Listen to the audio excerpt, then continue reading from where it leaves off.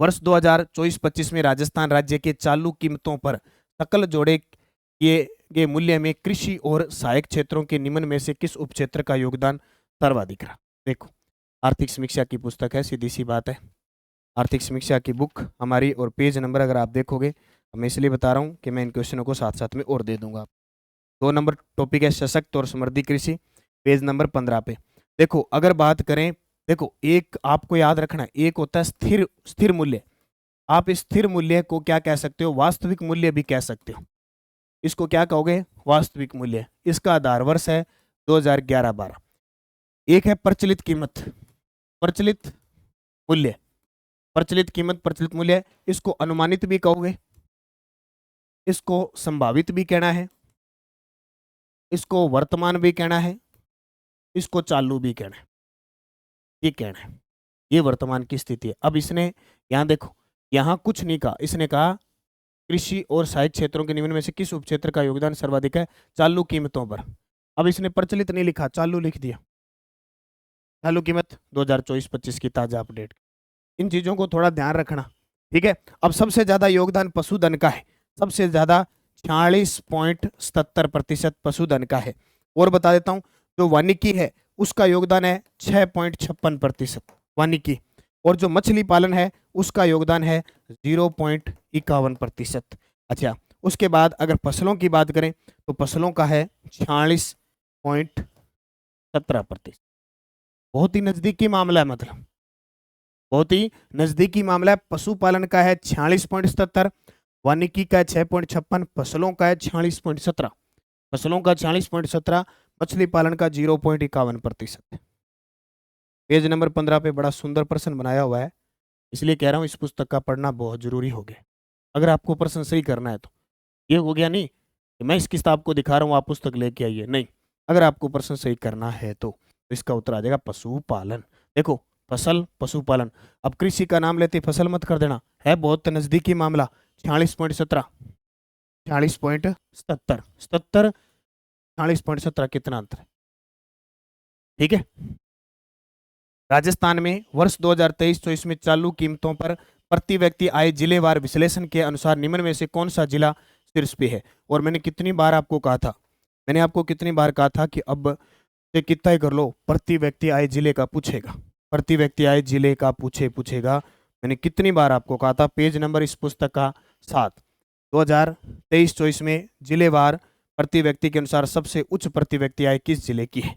बताइए। उत्तर इसका क्या आएगा? अलवर। क्या आएगा? अलवर। देखो, सबसे ज्यादा अलवर की है। 3 जिले आएंगे, सबसे पहले अलवर, फिर भीलवाड़ा, और फिर जयपुर। जयपुर 3 नंबर पे आएगा। जयपुर की प्रति व्यक्ति आय 3 नंबर पे आती है जिलेवार विश्लेषण के आधार पर।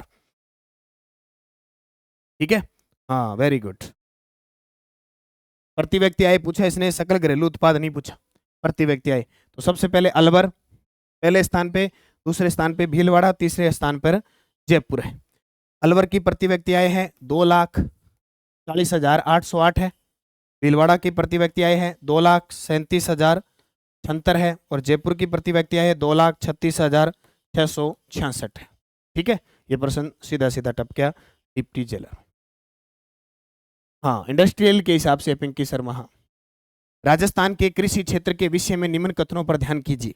अब सीधी सी बात है, सेकंड ग्रेड वाले सोच लेना, सेकंड ग्रेड वाले सोच लेना क्या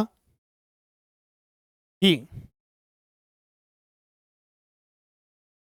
सेकंड ग्रेड वाले ऐसे प्रश्न आएंगे, कृषि वाले। आपके टॉपिक है कृषि, सेवा, उद्योग, विदेशी व्यापार। मैं करवा चुका हूं, एक सेवा रहा, आज रात 9 बजे करवा दूं।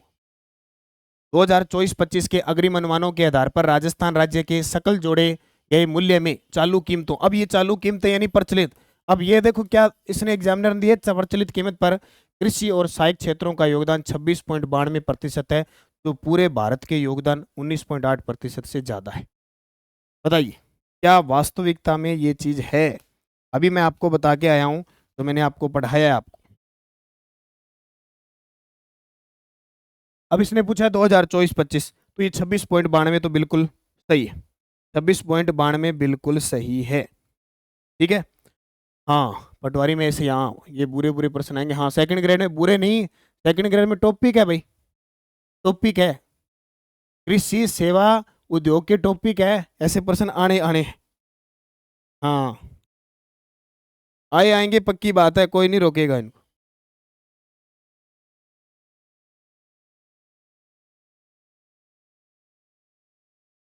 ठीक है। हाँ, और राजस्थान में कृषि में परिवर्तन का दृष्टिकोण उत्पादन और क्षमता बढ़ाने में उन्नत प्रौद्योगिकी का लाभ उठाने में केंद्रित है, ये भी सही है। अब भी तो है इसका सही, अब ये भी सही है, ये भी सही है। भारत के योगदान का 19.8% से ज्यादा है। ठीक है, भारत के जो योगदान 19.8% से ज्यादा है क्या, ये बताओ। तो उन्नाट नहीं है, यहाँ 77 होगा। अब इस चीज में कंफ्यूजिंग है, यहाँ क्लियर होगा कि नहीं होगा, ये हो सकता है थोड़ा कम हो। 19.8 नहीं है, ये लगभग 17 के, हाँ पी नोगवाल कह रहे हैं 17 पॉइंट, हाँ हो सकता है ये 17 पॉइंट कुछ हो। एग्जामिनर इसको मान भी सही सकता है क्योंकि ये प्रतिशत से ज्यादा बता रहा है, तो इस प्रश्न को सही भी मान सकता है।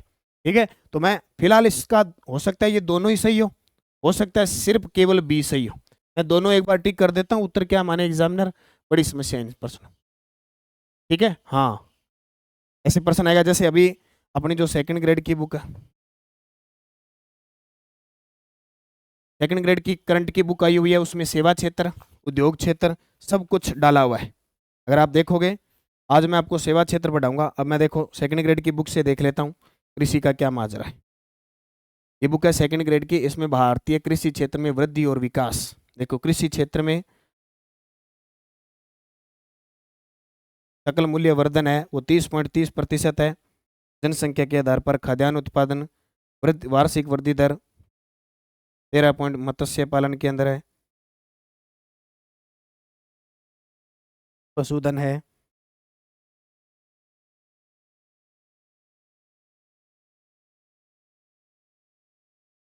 गेहूं है वगैरह। आज ये क्लास में आपको पहले दे चुका हूँ, ध्यान रखना, इसमें पूरा डिटेल है। तो इस 25 में कृषि क्षेत्र की वृद्धि दर, कृषि क्षेत्र का योगदान 16% है। तो अब ये हो सकता है चालू वित्त वर्ष में ये थोड़ा कंफ्यूज करने वाला हो। हाँ, जो राज्य का अधिक है उसे सेम टू सेम लाइन लिखी है, 4 टॉपिक लाइन में है। सी आर्थिक में देखा गया चैप्टर 4 में टॉपिक लाइन में 17.17 है। ओके ओके, चलो इसको देख लेंगे, यहाँ थोड़ा सा कंफ्यूज है क्योंकि इसकी कृषि क्षेत्र में जीडीपी में योगदान 16% है। ठीक है, तो एक बार इन दोनों को मैं छोड़ देता हूँ, जो उत्तर होगा वो मान लेंगे। विज्ञान व तकनीकी विभाग राजस्थान के अंतर्गत विज्ञान उद्यान और क्षेत्रीय विज्ञान केंद्र जयपुर में निर्मित किया गया है। इस परियोजना की क्रियान्वयन एजेंसी कौन सी है? इस परियोजना की क्रियान्वयन एजेंसी कौन सी है? तो इसका उत्तर आएगा national council of science museum Kolkata. वैसे ये करंट का प्रश्न नहीं है, वैसे आपको करवाती। 12 जिले के निम्न में से किस गांव में 765 केवी जीएसएस हेतु राजस्थान राज्य विद्युत प्रसारण निगम लिमिटेड को 39.17 हेक्टेयर भूमि का आवंटन राज्य सरकार द्वारा किया गया?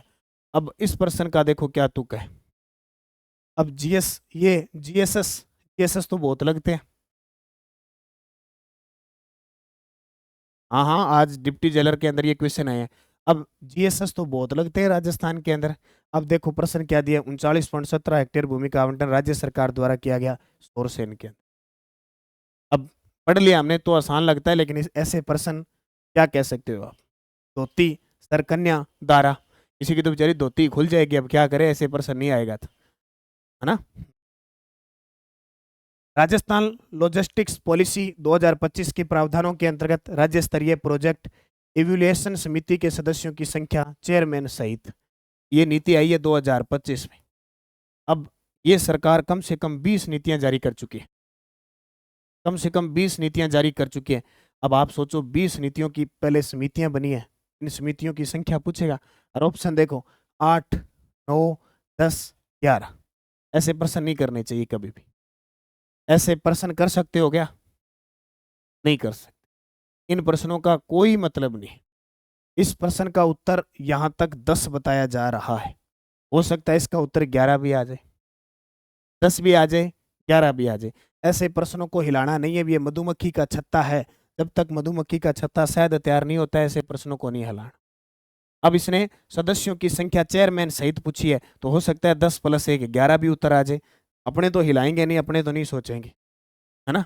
आरपीएससी में मेंबर 10 हो गए, हाँ 9 + 1 ऐसे नहीं है, 10 + 1 नहीं है। आए दिन नीतियां, अभी कल 3 नीतियां और आ गई, कल 3 नीतियां और आ गई।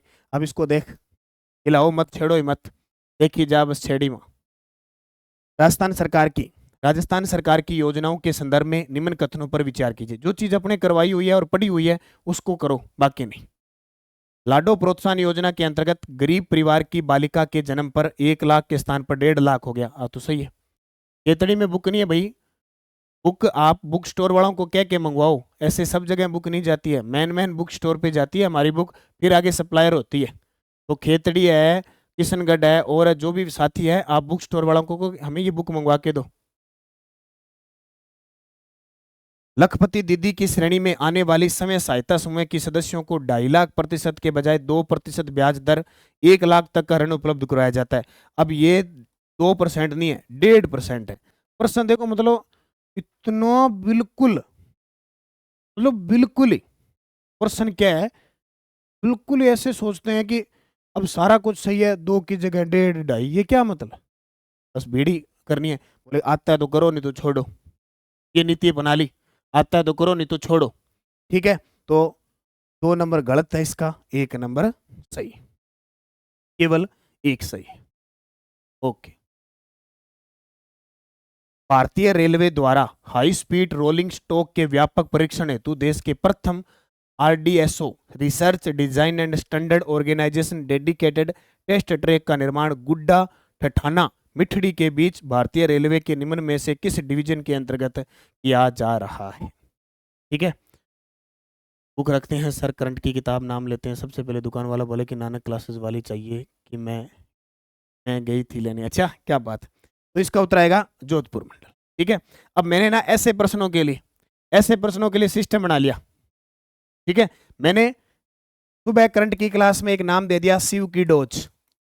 अब कहां जाएगा प्रश्न, अब भी जाएगा तो जाएगा। शिव की डोज में मैं 8 से 10 प्रश्न करवाता हूं, ऐसे प्रश्न तो बड़ा लंबा चौड़ा पढ़ेंगे ना तो बोर हो जाते हैं, एक लाइन में प्रश्न। अब शिव की डोज स्टार्ट कर दी मैंने करंट में, अब भी बाहर जाएगा तो भाई राम का नाम लेना है ना। तो ये जोधपुर। खेलो इंडिया यूथ गेम 2025 से संबंधित निम्न कथनों पर विचार कीजिए। 3 चीज गोट लो, खेलो इंडिया यूथ गेम, खेलो इंडिया पैरा गेम, और अभी खेलो इंडिया बीच गेम। ये तीनों याद रखियो, बीच में, पैरा में, और अठे, तीनों याद रखियो। फिर में, पैरा में और बीच में, याद रख ले।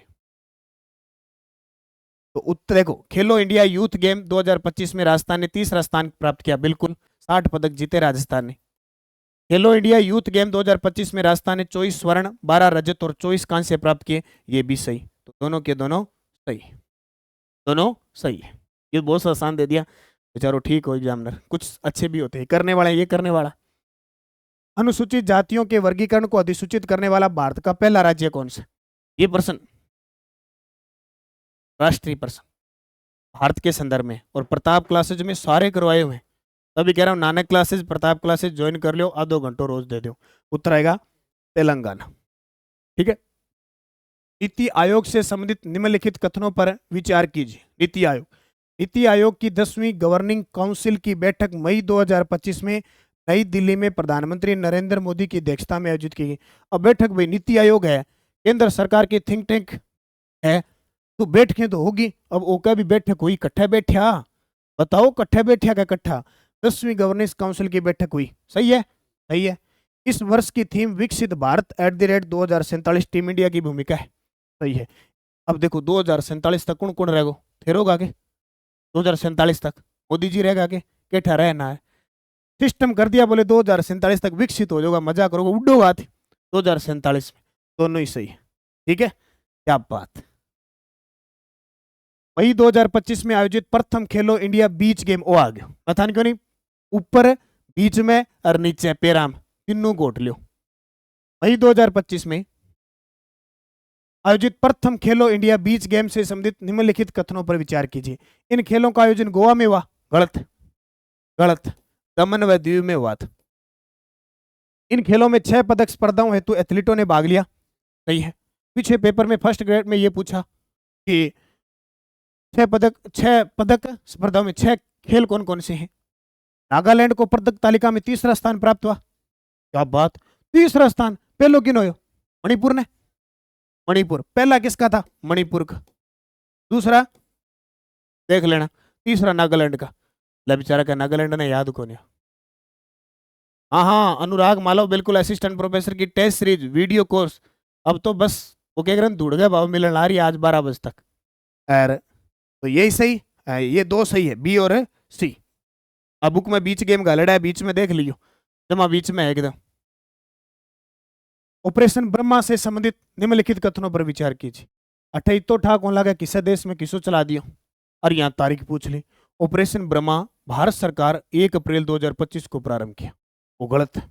1 अप्रैल नहीं है यहाँ पे, 28 मार्च। तो नहीं नहीं, 3 दिन पहला ही कर दियो, 28, 29, 30। ऑपरेशन ब्रह्मा म्यांमार में आए विनाशकारी भूकंप के बाद म्यांमार को सहायता प्रदान के लिए प्रारंभ किया, बिल्कुल सही है। अड़ तो बढ़िया सुनी बात कर दी, अड़ तारीख दे दी, अकेला 2 सही। अब देखो क्या करेगा बंदा, कहाँ जाएगा बंदा, किताब पढ़ेगा बंदा, यूट्यूब की क्लास देखेगा, कोई इलाज नहीं। इतना ही है, 1 अप्रैल 28 मार्च। सर जी मारा खेल याद को नहीं हुआ गुरु जी, मैं तारीख क्या याद करा, मैं की करा भाई, देख ले। अब इन तो इससे तो अच्छा है अपने को म्यांमार ले जाते और भूकंप से बचने वाले लोगों को बचा लाते। इतना कह देते ना कि जाओ म्यांमार जाओ और भूकंप से बचने वाले बचा के लाओ, ऑपरेशन ब्रह्मा चला दो, तो अच्छा था। तारीख ना हो तो वो देख ले। निम्न में से किसने Laureus Laureus world sports women of the year पुरस्कार 2025 में? कितने पुरस्कार है ना, कितने पुरस्कार होंगे देश के अंदर, कितने पुरस्कार होते होंगे आप सोचो। अब हंसी भी आ रही है, गुस्सा करके तो अपने कर क्या सकते, कुछ नहीं पड़ेगा। उत्तर आएगा सिमोन बाइल्स। अब ऐसे नहीं है कि इसमें एक ही पुरस्कार मिला है, इस लोरियंस वर्ल्ड के अंदर 5-6 पुरस्कार मिले और उसमें से निकाल के कौन सा लाया है, sports women of the year के अंदर ये लेके आए। हाँ, 2.0 देगा का बंदा सही है। बिमस्टेक से संबंधित निम्न कथनों पर विचार कीजिए। बिमस्टेक का प्रथम युवा शिखर सम्मेलन फरवरी 2025 में नई दिल्ली में किया गया, गलत। आल्य गुजरात में हुआ भाई जी। दिल्ली दिल्ली का दिल्ली दिल वालों की, दिल्ली दिल वालों की पहले हुआ करती थी, अब ऐसे नहीं सोच लिया कि दिल्ली में हो सी, गुजरात में। बिमस्टेक के प्रथम युवा शिखर सम्मेलन का विषय था बिमस्टेक के भीतर आदान प्रदान के लिए युवा एक सेतु के रूप में, ये सही है। सिर्फ 2 सही हैं। आजकल कोई भी सम्मेलन है, बोले किसने करवाया, कहाँ हुआ, कौन मुख्य अतिथि था, ठीक है। हाँ, और इसका थीम क्या था, G20 की, G7 की, जो भी हो थीम याद कर। इसरो द्वारा आयोजित युविका 2025 के लिए निम्न कथनों पर विचार कीजिए। युविका युविका 2025 देखो, यह कार्यक्रम स्कूली बच्चों के लिए आयोजित किया गया था, बिल्कुल सही है युविका। यह कार्यक्रम विद्यार्थियों में स्टेम आधारित अनुसंधान के प्रोत्साहन के लिए किया गया था, यह भी बात सही है, दोनों ही सही। और मैं आप साथी को बता देता हूं, जितने भी क्वेश्चन आते हैं उनमें 70% करने वाले होते हैं, 30%। बिमस्टेक की बैठक थाईलैंड में होती है, युवा सम्मेलन है ये बिमस्टेक का युवा शिखर सम्मेलन है, बिमस्टेक नहीं है, युवा शिखर सम्मेलन। हाँ, तो भाई 70% करने वाले होते हैं, सारे नहीं होते। भारत सरकार और international big cat alliance IBCA के मध्य हाल ही में हस्तांतरित समझौते से संबंधित निम्न कथनों पर विचार कीजिए। कर लो विचार और तो के। भारत सरकार IBCA को एक कोष बनाने, बुनियादी ढांचे के निर्माण और आवर्ती व्यय को पूरा करने के लिए 2024-25 से 2029-30 तक 5 वर्षों के लिए 100 करोड़ रुपए की बजटीय सहायता प्रदान करे। अब राजस्थान का बजट पढ़ते पढ़ते गूंगे हो गए, अब केंद्र सरकार का बजट आ गया, यहाँ 150 करोड़ है। और मैं जब भी क्वेश्चन करवाता हूँ कहता हूँ ना, गलती इतनी देगा। IBCA को नरेंद्र मोदी द्वारा 9 अप्रैल 2023 को मैसूर से प्रारंभ किया गया था। अब बात सही, ये बात सही है, केवल 20 सही। अब देख लो, पैसा